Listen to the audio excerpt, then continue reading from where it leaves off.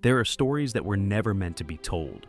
In the long twilight of Middle-earth's history, much has been lost. Not only the ruins of kingdoms, but the memory of those who once walked beneath the same sun and stars. The great chronicles of elves and men speak proudly of Númenor's rise, of the glory of Gondolin, of the Silmarils and the Rings of Power. But beyond those shining tales lie older truths, buried beneath ages of silence. Long before the War of the Ring, and even before the fall of Beleriand, there were tribes and races whose names have faded from every tongue. Some were noble and pure, others strange, savage, or bent by shadow. Yet all of them shared one fate: to vanish, swallowed by the long sleep of the world. This is not the tale of the great or the mighty. It is the tale of those erased from history. Welcome back. These are the forgotten races of Middle-earth. Let's get started. 1. The Drúedain. They were called many names across the ages: Drúedain, Woses, or simply wild men. Yet those who truly knew their story understood they were far older and far wiser than they appeared. The Drúedain were the first among men to awaken in the shadowed east, long before Númenor rose from the sea. While other tribes journeyed westward, seeking the light of the elves and the Valar, the Drúedain lingered in the wilderness, bound not by kingdoms or crowns, but by the ancient rhythm of the earth itself. They were a strange people, squat, broad, with faces like carved stone. To the eyes of other men, they seemed primitive, but in truth, they possessed a deep secret knowledge. They could move silently through forest and rock, leaving no trace.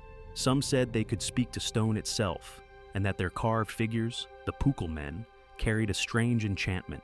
When the dark powers rose, the Drúedain did not bend their knee. They fought with cunning, not might, their statues guarding paths and strongholds, their presence haunting the woods of Anórien and the passes of the White Mountains. Even in the Third Age, when the Rohirrim marched to war, the wild men of the woods guided them unseen, remembering old debts to Gondor. But in the end, they remained wanderers, uncounted, unrecorded, and untouched by glory. As the ages turned, their numbers dwindled. Their stone guardians outlasted their flesh, standing silent and watchful long after their makers were gone.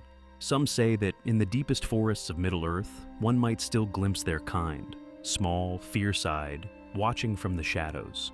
Not enemies, not allies, simply the last whispers of a people who never sought power, only peace. The Drúedain, the stone-faced guardians of the wild, and the first to be forgotten by the world they helped save. 2. The Avari.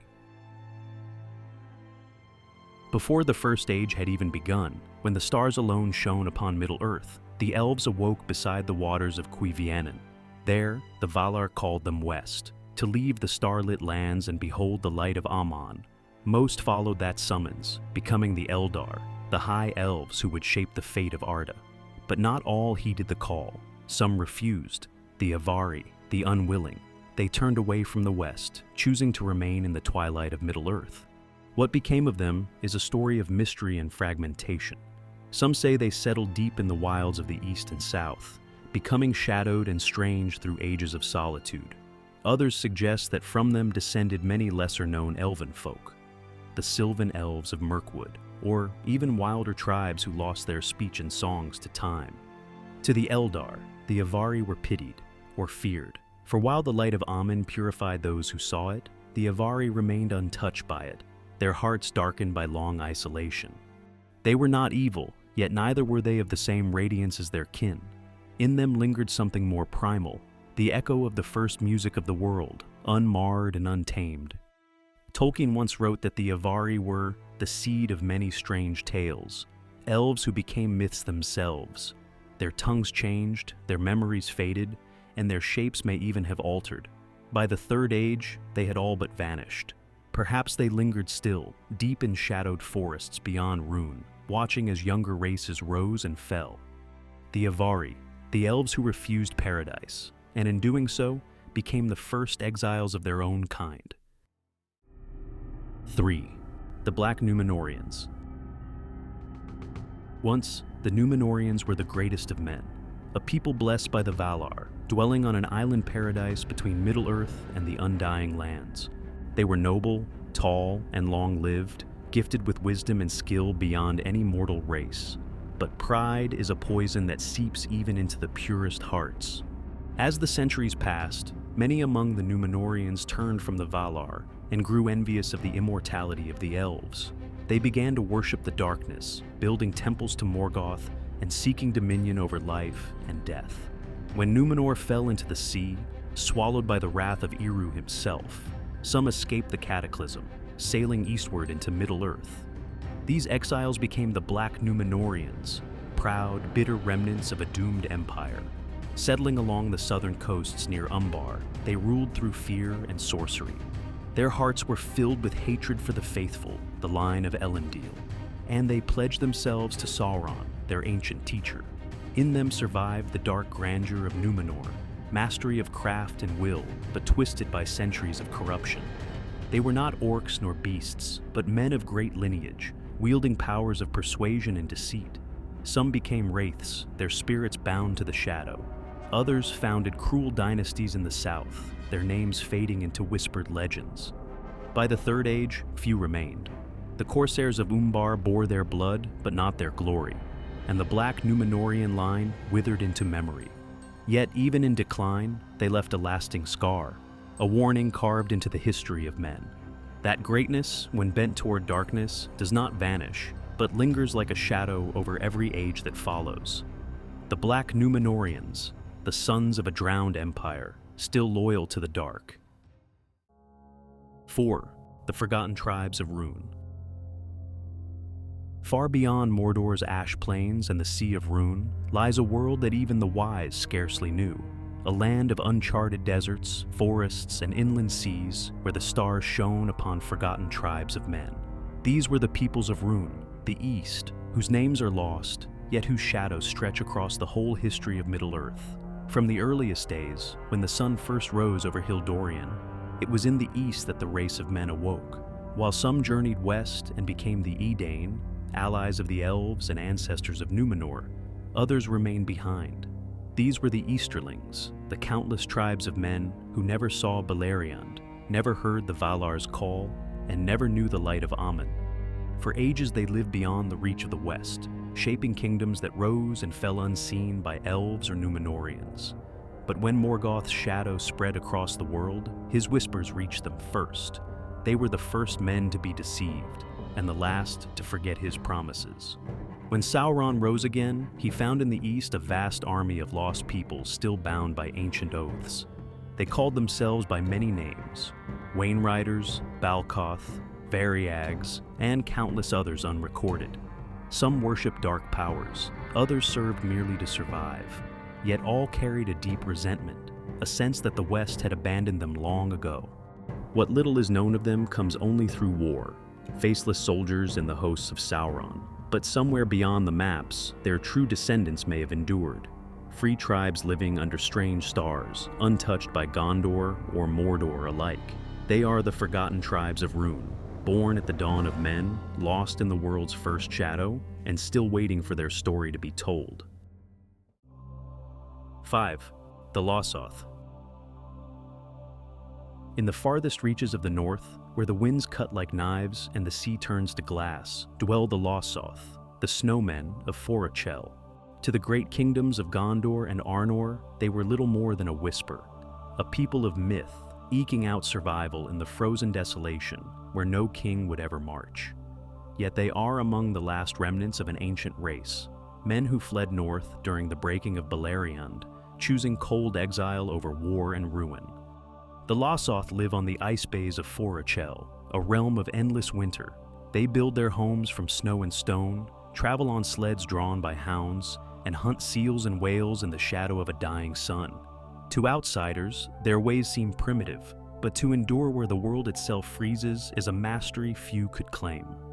In the waning days of Arnor, when the kingdom of Arthedain fell to Angmar, the Lossoth appeared briefly in history. They found King Arvedui half dead upon the ice, offering him shelter and warmth when all else was lost.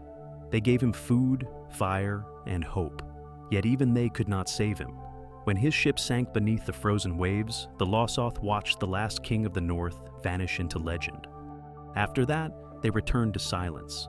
The world moved on, Gondor rose and fell again, and still the snowmen endured, unseen, untouched, unchanging. The Lossoth are a reminder that not every forgotten people fell by the sword. Some simply turned away from the noise of the world, choosing the quiet eternity of the frost. 6. The Hillmen of Rhudaur. In the cold, wind-torn lands between the misty mountains and the weather hills, once dwelt a people forgotten by both elves and men, the Hillmen of Rhudaur. When the northern kingdom of Arnor split into three, Arthedain, Cardolan, and Rhudaur, these rugged tribes became the backbone of Rhudaur's strength, and ultimately, its ruin. Unlike the Drúedain of noble descent, the Hillmen were wild and distrustful of outsiders. They were descended from the lesser men who had lived in Eriador long before Númenor's fall, a race unblessed by elvish friendship, hardened by generations of struggle. When the Drúedain kings of Rhudaur grew few and weak, the Hillmen seized power, driven by resentment and guided by darker forces. It was then that Angmar's shadow fell upon them. The Witch King, Sauron's greatest servant, saw in these people a tool for conquest. He offered them power, vengeance, and freedom from Drúedain rule, and they accepted. Under his dominion, Rhudaur turned against its sister realms, its men fighting and dying in wars they could never win. By the time Angmar fell, the Hillmen were broken. Their fortresses crumbled, their tribes scattered.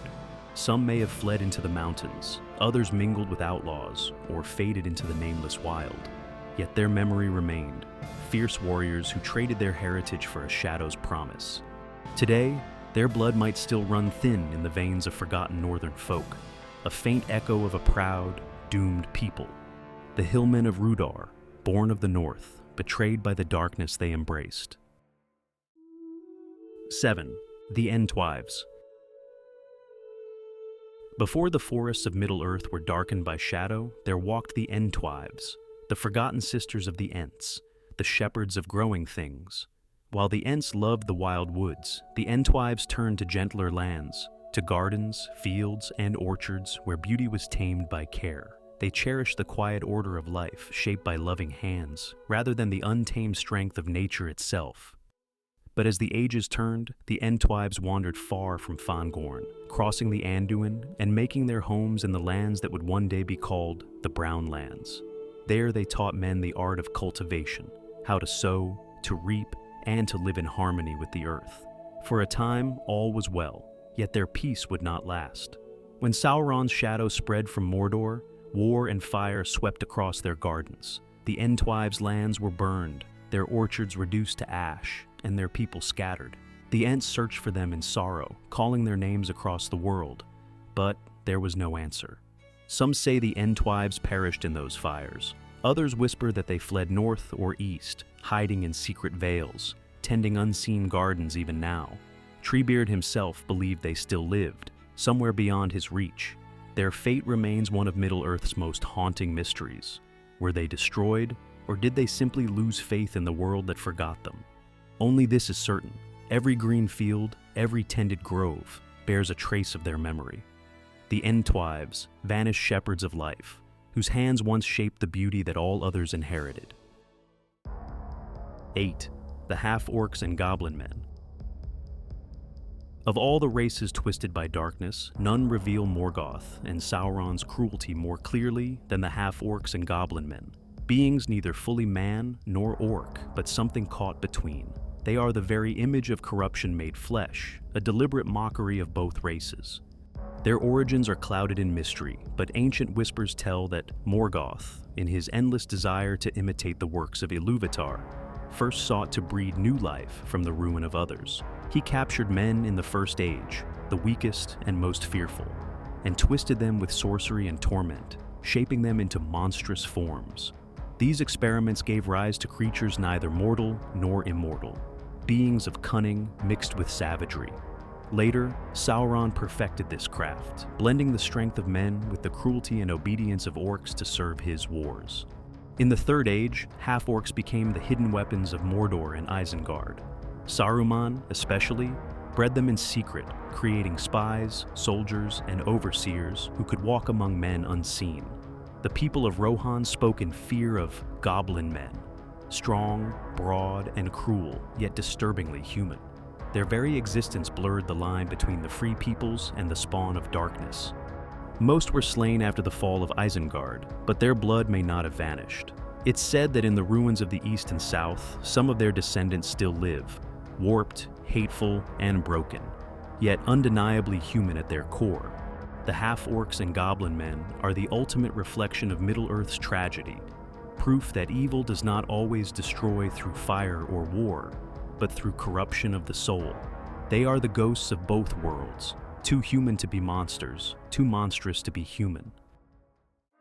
Across the long ages of Middle-earth, countless voices have risen and fallen into silence. The Drúedain, the Avari, the Lossoth, and all the rest, each a fragment of a greater story, now scattered like leaves across time. Some were noble, others cursed, but all remind us that the history of Middle-earth is not just the tale of heroes and kings. It's the story of those who vanished, unseen, yet forever shaping the world they left behind. Perhaps that's the truest mark of Tolkien's world, that even the forgotten still matter. If you enjoyed this journey through Middle-earth's hidden histories, make sure to like and subscribe for more deep dives into Tolkien's universe. It's a small click for you, but it means a lot to me. Thanks for watching, and as always, see you on the next one.